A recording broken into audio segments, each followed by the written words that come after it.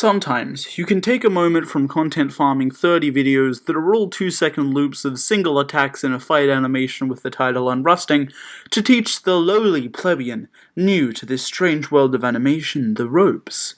They have hopes, dreams, they'll tell stories and make visually pleasing clean animations. Or die trying. They take time in furbishing their craft, one they're proud of and passionate about. The only problem is that little do they know. They suck. This is an awful... Wait, I didn't finish. I passed out, sorry. Though I guess I don't finish any of my whips anyways, haha. If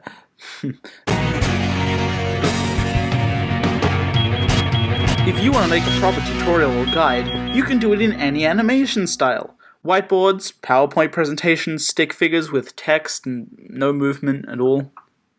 Like this. For like 5 minutes straight. Seriously, please stop doing it. As long as you're making amazing overgeneralizations, you'll be fine. Now, there are a few things you do need to do to make your tutorial stand out. We can't survive on pure lack of sweat, blood, and tears alone. Firstly, you'll need a random group of people you just hate. Whether it be janitors for cleaning up something you reference in your guide, a specific vague name like Steve or Fred who uses an analogy in the video, or just yourself. You need to give the viewer something to riot against. I made that up, that's not the reason. I don't think there is one. I'm super unsure. Why do they do this? Chapter 2. Unique segment names. Another way to point something out is to have a uniquely defined segment. Just like the actual cooking on a cooking blog. I mean, what is this crap? This uniquely defined segment could be something creative, like calling each segment a step in the Up Is Not Jump videos, which is a joke, and I think it's very funny, to constantly switching between parts and chapters in my videos, because I actually genuinely forget about it.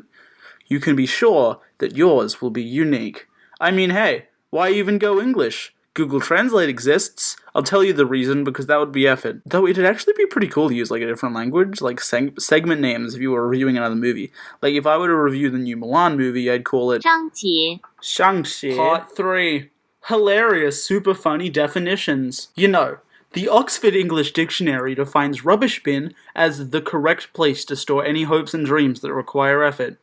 Wow, thanks. You could even use fake charts and diagrams for comedic purposes, or just as filler. It's super easy. I do it all the time. I don't really need this dictionary. I'm just gonna burn this now.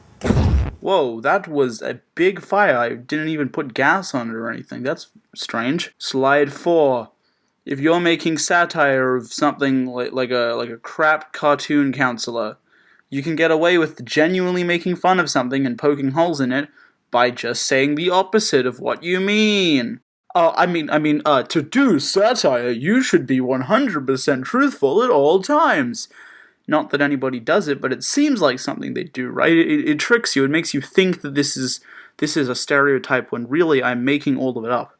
Also, to be self-aware, you don't need to make something that actually needs to be thought about. You can just point out that you're being self-aware like I am right now. Or like I was in that previous point. Like, it's not reality you're making fun of, just a strange dream of reality. Not even a dream, like passing out because of carbon monoxide poisoning. Carbon monoxide... No, it's not. It's funny to make fun of Steve or Fred. It's not a trope or a cliche, it's funny. I don't need to bring it up. Why did I bring it up earlier? Why am I talking about this now? Like Deadpool, when he points out that there's going to be a big CGI climactic fight, and then does the big bad CGI monster cliche anyways, instead of actually subverting expectations like he was setting up. Sorry, I got sidetracked. Where were we? Oh, right, crap cartoons. Shang-Chi 5. You need an ending. Sorry, is it getting hot in here, or is it just me? It smells awful. Cut. We have the lines on palm cards for a reason. Please, read your lines so we can go to break, alright? Now back to it. We have our sponsor after this, Raid Shadow Legend. Right, sorry, yes, so the ending doesn't actually need to make sense. It could provide context for actions.